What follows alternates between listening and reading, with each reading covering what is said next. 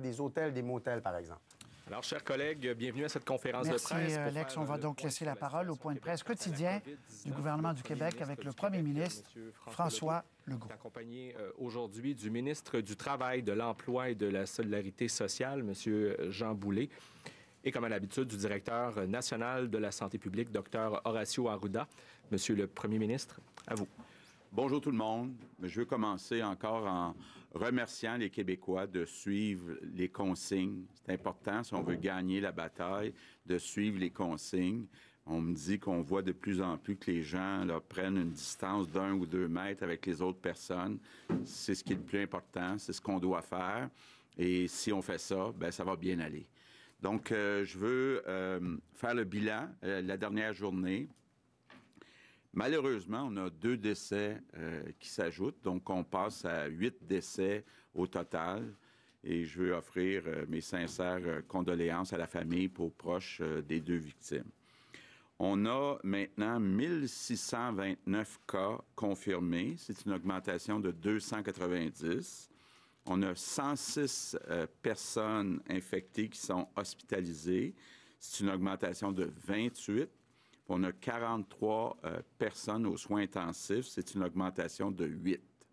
Bon, les personnes aux soins intensifs sont incluses dans les données pour les personnes hospitalisées. Ce qui est important de dire, c'est qu'actuellement, le Québec est un des endroits au monde où on a fait le plus de tests, toute proportion gardée, donc par 100 000 habitants. On est maintenant rendu à... On a fait 36 000 tests. Il y en a 31 800 qui ont été négatifs, 1 600 positifs, puis il en reste 2 600 à obtenir les résultats. Je veux revenir sur un point important dont il a été question hier, puis beaucoup dans les médias, la protection du personnel de la santé. Bon, d'abord, je veux être encore très clair, là, il n'est pas question de faire quelque compromis que ce soit sur les précautions à prendre pour protéger le personnel de la santé. Mais tous les pays dans le monde actuellement surveillent l'utilisation des fameux masques parce que il y a des inquiétudes partout que si la montée se poursuit au cours des prochaines semaines, bien, on va être serré dans les masques. Donc, c'est très important. Là, on travaille très fort avec le gouvernement fédéral, avec des fournisseurs un peu de partout dans le monde, mais il faut une utilisation judicieuse des masques. Là. Donc, d'un côté, on veut protéger, mais utiliser des masques quand c'est pas nécessaire, bien, ça aide pas personne, là, parce que oui, tous les pays, pas juste nous autres, tous les pays essayent de faire attention sur la consommation des masques. Maintenant, j'ai avec moi aujourd'hui le ministre de l'Emploi, du Travail, Solidarité sociale, parce qu'on a vraiment un enjeu, là, puis j'en suis très conscient. Beaucoup de monde qui ont perdu leur emploi, beaucoup de monde qui se retrouve dans des problèmes financiers.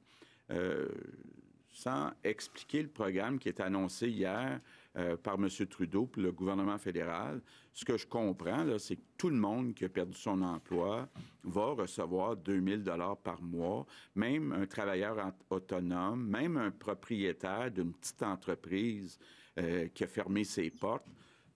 Tout le monde là, va recevoir un chèque donc, du gouvernement fédéral de 2 000 $ par mois. Bon, je comprends par contre là, que la difficulté, c'est qu'est-ce qu'on fait en attendant le chèque de 2 000 $.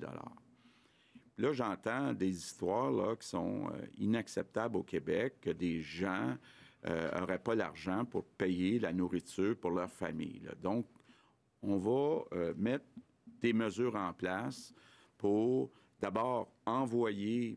On a une trentaine de banques alimentaires. Il y en a dans toutes les régions du Québec. On a déjà commencé à envoyer de l'argent. Puis on va envoyer tout l'argent nécessaire pour répondre à la demande. Il n'est pas question qu'il y ait quelqu'un au Québec qui n'ait pas quelque chose à manger. Donc, ça, c'est très, très clair. Et, bon, évidemment, faut s'attendre à ce qu'il y ait plus de gens dans les banques alimentaires. Puis là, je veux dire aux Québécois, il ne faut pas être gêné d'aller dans une banque alimentaire. Ce n'est pas votre faute si vous avez perdu votre emploi dans les derniers jours, dans les dernières semaines. Donc, il n'y a pas de gêne à aller dans les banques alimentaires. Bon. On va s'assurer qu'il y a assez d'argent pour acheter toute la nourriture qui est nécessaire. Évidemment, vous me voyez venir, ça va nous prendre plus de bénévoles. Donc, tantôt, Jean va vous expliquer, on a mis en place un portail, sur Internet, un portail web, où d'un côté, les organismes qui ont besoin d'aide, bon, il y a des banques alimentaires, mais il y a aussi, bon, toutes sortes de problèmes de santé mentale, puis dans plusieurs domaines. Jean va vous en parler tantôt. Donc, tous les organismes qui manquent de bénévoles vont pouvoir s'inscrire sur le portail et tous les Québécois qui veulent faire du bénévolat, qui peuvent faire du bénévolat, bien, aujourd'hui, c'est mon appel du jour. S'il vous plaît, tous les Québécois là, qui n'ont pas de symptômes, qui ont moins que 70 ans, qui ont du temps disponible, qui n'ont pas de jeunes enfants ou peu importe, qui ont perdu leur travail, bien, s'il vous plaît, allez faire du bénévolat. C'est important. Puis, bien, mon merci du jour, c'est justement aux bénévoles. Donc, je veux dire, il y en a déjà beaucoup qui font du bénévolat. Je pense, entre autres, puis je veux dire un mot spécial, tous ceux qui travaillent dans les municipalités, que ce soit maire, mairesse, les élus, les employés. Il y en a beaucoup, là, on me donne des beaux exemples de gens qui vont aider dans les banques alimentaires, dans les différents organismes. Donc, merci du fond du cœur à tous les bénévoles au Québec. Par contre, puis avant que le docteur Arruda le dise, c'est important que les bénévoles qui vont dans les organismes respectent les consignes. Donc, ce que ça veut dire concrètement, je pense aux banques alimentaires, il peut y avoir beaucoup de gens, donc il va falloir contrôler pour pas qu'il y ait des rassemblements, donc malheureusement d'attendre en ligne avec une distance d'1 à 2 mètres. Évidemment, ceux qui servent, se laver les mains régulièrement, très, très important, mais bon, la grande consigne, là, c'est qu'il ne faut pas que ça devienne des rassemblements, là, les organismes communautaires, puis les centres là, pour recevoir toutes sortes de denrées. Donc, je termine en vous disant, je pense que ce n'est pas exagéré de dire qu'on vit actuellement la plus grande bataille de notre vie collective au Québec. On est capable, on va gagner cette bataille, mais pour gagner cette bataille, il faut suivre le plan de bataille. Et donc, je compte sur vous pour le suivre, ce plan, suivre nos consignes. Merci tout le monde. Voulez-vous dire quelques mots en anglais? So we have to stop this virus. If we all continue our efforts, we'll win this battle together. We need everyone to do their part and to show solidarity. That's why we're launching today a new tool for volunteering that will help citizens and organizations to get in touch. Donc, les organisations pourront entrer en contact et nous comptons sur vous afin de faire surgir une vague de solidarité au Québec. Mais toujours en suivant les règles. Lavez-vous les mains, pas de rencontres sociales, la distance sociale. Nous sommes une armée de Québécois et de Québécoises unis dans ce combat contre le virus. Et notre plan d'attaque est clair. Plus nous limitons la contagion, plus nous aurons des vies qu'on aura sauvées. Maintenant, la parole à Jean Boulet pour vous parler du portail. Merci, Monsieur le Premier ministre. Bonjour à tout le monde. Évidemment, on le sait, on le répète, on vit une crise sanitaire sans précédent.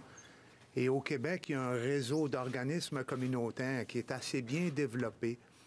Mais dans le contexte dans lequel on vit, il y a des problématiques humaines qui sont devenues encore plus importantes. On réfère à la santé mentale, on réfère aux personnes en situation de handicap, on réfère aux personnes aînées, on réfère aux itinérants aussi. Les organismes communautaires, ils comptent, ils ont besoin de bénévoles pour assurer une qualité de vie et pour maintenir le filet social au Québec à son niveau actuel. Il y a un besoin criant de bénévoles. Il y a des personnes qui deviennent disponibles en raison de la conjoncture économique. Il y a des personnes âgées en haut de 70 ans qui faisaient du bénévolat. Partout, on me dit, dans toutes les régions du Québec, il y a un besoin immense.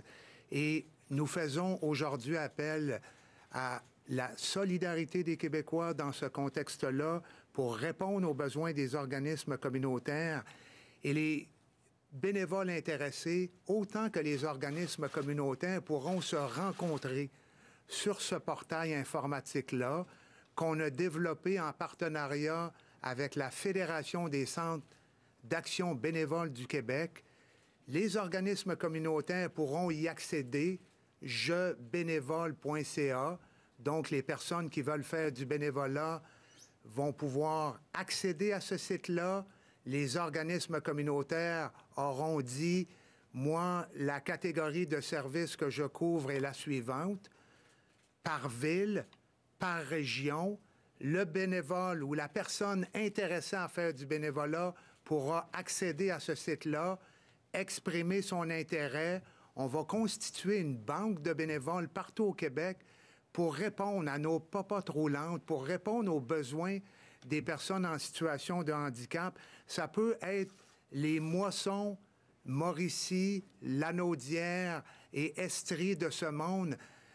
Ils ont des banques alimentaires, ils ont besoin de bénévoles pour monter des paniers alimentaires dans tous les secteurs d'activité humaine. Il y aura donc, dans le contexte actuel, un forum pour permettre un bon jumelage entre ceux qui veulent aider, ceux qui veulent contribuer, ceux qui se sentent solidaires et les organismes communautaires pour répondre à leurs besoins.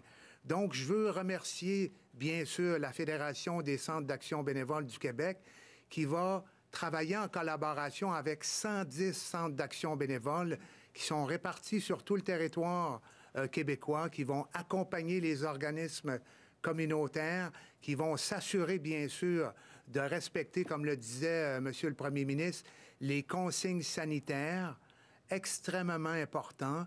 Ils ont l'expertise. Les bénévoles vont s'engager à respecter ces consignes-là et donc, ils vont être en mesure de répondre dans le respect de ce que nous devons faire dans la conjoncture actuelle. Donc, merci à la Fédération. Merci aux organismes communautaires de faire du Québec une société progressiste, soucieuse des personnes démunies, vulnérables. On s'occupe de ces personnes-là d'abord et avant tout. La conjoncture actuelle nous l'impose.